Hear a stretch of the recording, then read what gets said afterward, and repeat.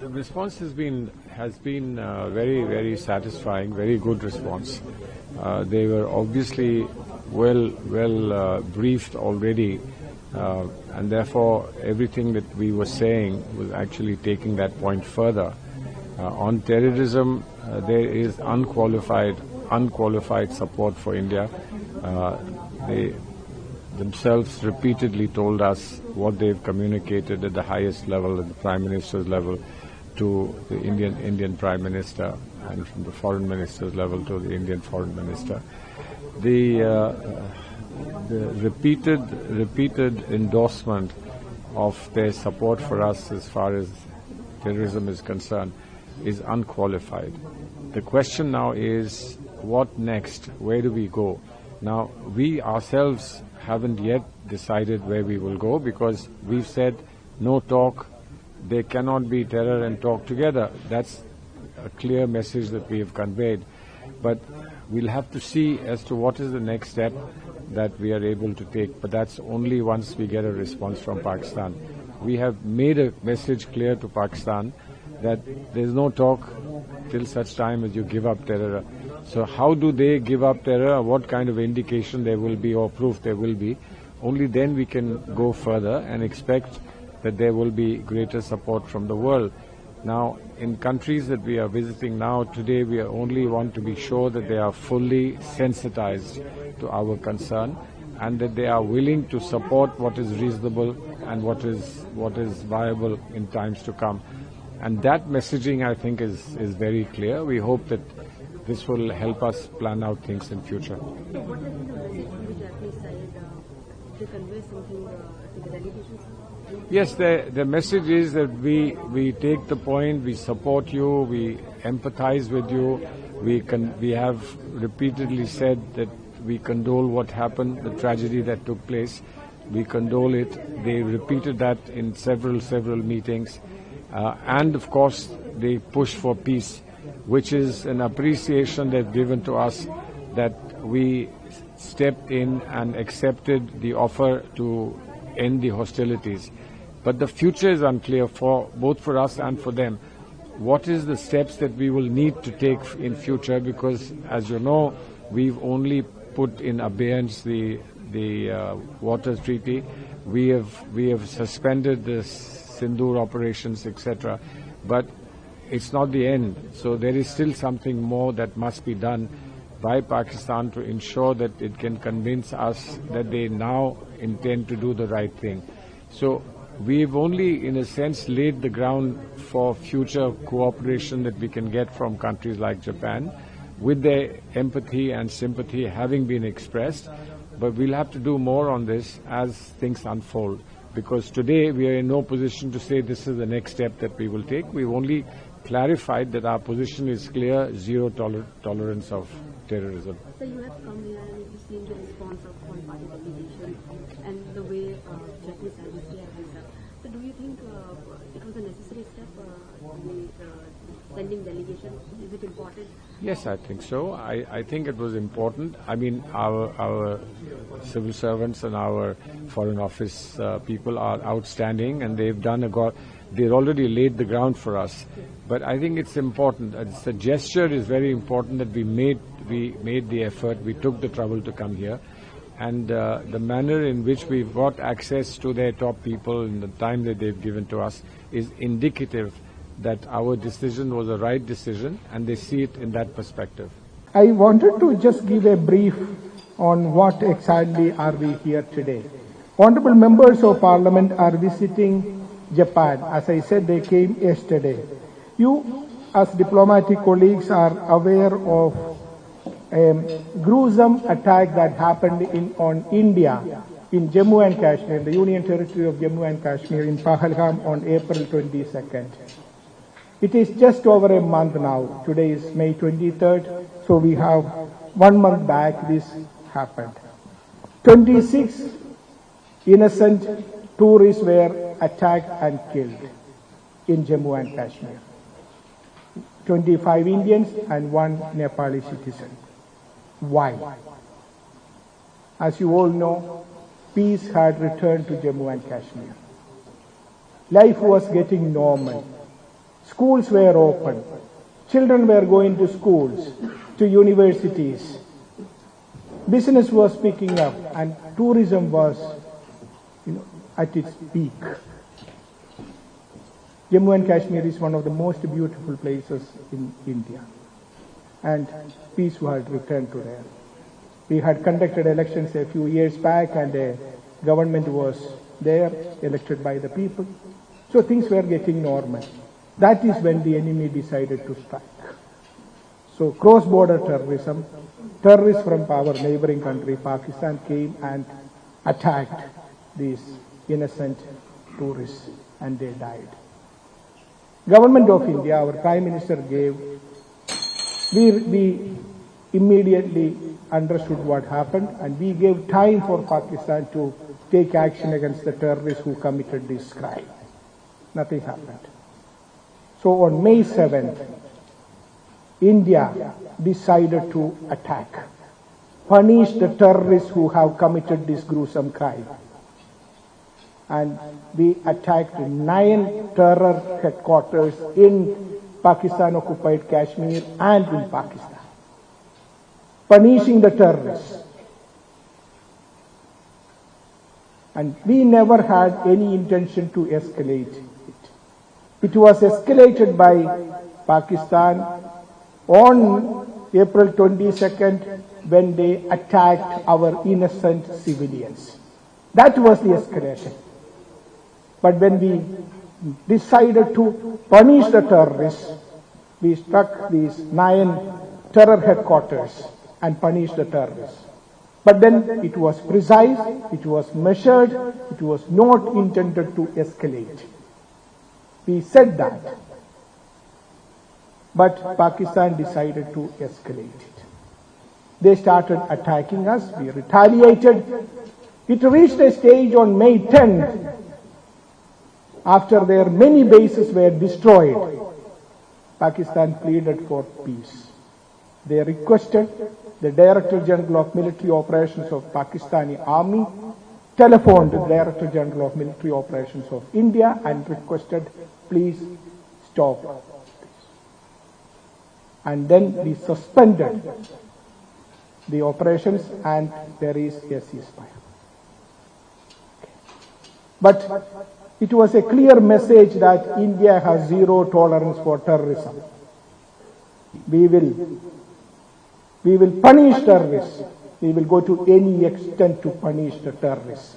The whole nation came together. The entire country. You know, India is one of the most diverse countries in the world. The food which you are having today, I can tell you the food varies from south of India to north of India, east and west. It's a mix of all this. This is the diversity of India. India is a country where 4 religions were born. Hinduism, Buddhism, Jainism and Sikhism, 4 religions. India has every other religion in the world. India has Jewish population, which can be dated back to 2,500 years. Christianity reached India immediately after the resurrection of Jesus Christ. Saint Thomas, one of the disciples of Jesus Christ, came to India in 52 Common Era, immediately after the resurrection of Jesus Christ. And since then continued to live there, flourish there. Today India has 40 million Christians, much bigger than the population of many countries. And when you talk about Islam, India is the second largest Muslim population country in the world, immediately after Indonesia. And Islam came to India during the time of Holy Prophet himself. I come from Kerala. One of the masjids in Kerala was established in the 7th century itself. I visited that, the Chairman Masjid. So this is the diversity of India. 629, see. So this is the diversity of India, this is the beauty of India. And people were living in harmony and peace. This is the peace which the enemy was trying to destroy. This is the harmony they were trying to destroy. But the nation stood as one.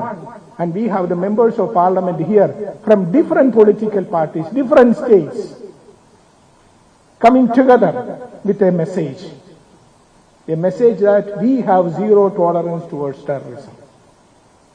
And Honorable Member of the Parliament, Sri Sanjay Kumar Jha, will explain to you, brief you on what we have done and why what they have done here and what is our position on this. But let me tell you this. Our Prime Minister on May 12th addressed the nation. May 12th addressed the nation in a message and said, we have punished the terrorists. And the message from now on is this: we have zero tolerance towards terrorism. Blood and water cannot flow together. Terror and trade cannot happen together. And that is the message we are here. When it comes to fight against terrorism, there is no neutral position. You are either in the fight against terrorism or you are supporting terrorism. There is no midway. That is the message. So I welcome honorable members of Parliament. I know it has been very hectic for you. My apologies, it has been very hectic. I know last night they left at around 11 o'clock and now today at 7 o'clock they were here. So I welcome them, and of course I welcome my diplomatic colleagues who have, despite early morning, have decided to come to us and join us. So I welcome both sides, and I request now Honorable Sanjay Kumar Jha to come and address you. I have kept a folder on the table for each one of you. It has my Prime Minister's address of May 12th, and also all documents related to the press briefings our government has done in the last few days and also a few pictures we have kept on the table. These are some of the scenes of the gruesome event which happened.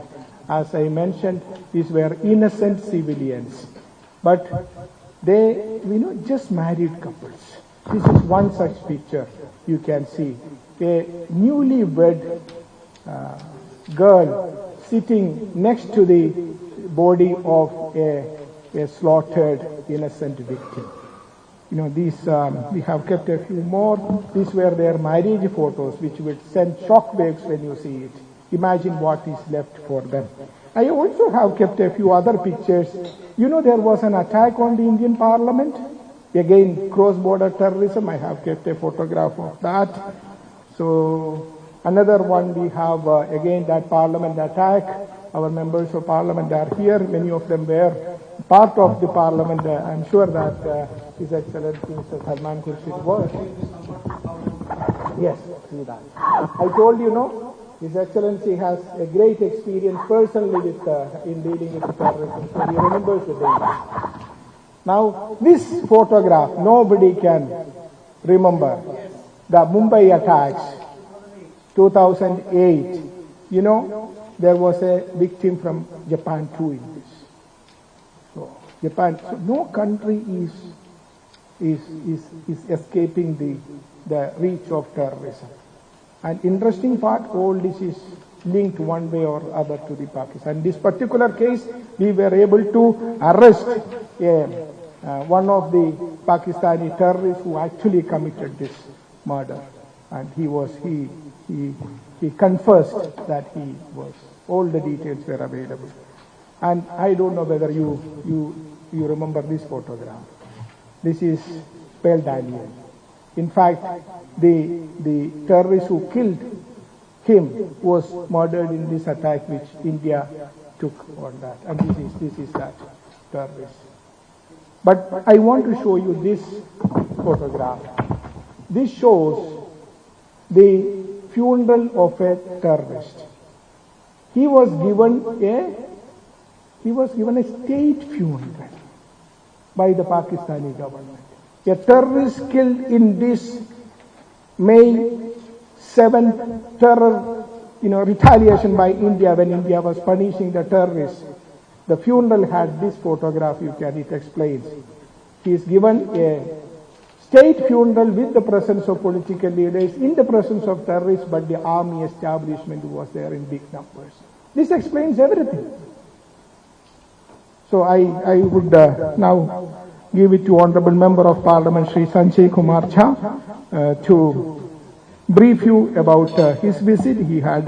They had good meetings yesterday, met the foreign minister, history via, met in the parliament, had meetings with Mr. Suga, who was the former Prime Minister of Japan. So today again a series of meetings are set. So I once again thank the members of parliament and the ambassadors and the diplomats who have joined us today. We all know that Russia has been a strategic partner, and we've always worked together on diplomatic issues when it comes to trade, and the heads of our states have always work together when it comes to important issues, whether it's of global importance or which is of interest to India and Russia. So it becomes very important at this point to reach out to Russia when we have been facing terror attacks time and again. And we've lost 26 lives in India. So the government of India and the Prime Minister have decided that MPs from across the country, from different parties, have been sent to represent the Indian stand on against terrorism and explain our position to the world. So as a part of these delegations which are being sent, one delegation has been sent to Russia, and I've been given the opportunity to head it along with the MPs from Lok Sabha and the Rajya Sabha to meet people from politics and the think tanks, opinion makers here, and explain the Indian stand. रसिया हमारा ऐतिहासिक दोस्त है, हर मुसीबत में साथ खड़ा रहा है, और जब पाकिस्तान सिर्फ न भारत के लिए ही नहीं बल्कि पूरी दुनिया के लिए खतरा बन चुका है, क्योंकि दुनिया में कोई ऐसी आतंकवादी घटना नहीं है जिसके तार कहीं न कहीं पाकिस्तान से न जुड़े हो। तो हम ऐसे में रसिया जैसे खास दोस्त के पास आए हैं, उन सारे मुद्दों को लेकर, सारे सबूतों को लेकर कि सबके लिए जरूरी है कि पाकिस्तान को आइसोलेट किया जाए। The purpose of the visit is to apprise the global community, in this particular case the Russian Federation, about India's fight against terrorism, and share our serious concerns about the escalation that Pakistan did by launching a terror attack which was among the very worst of its kind.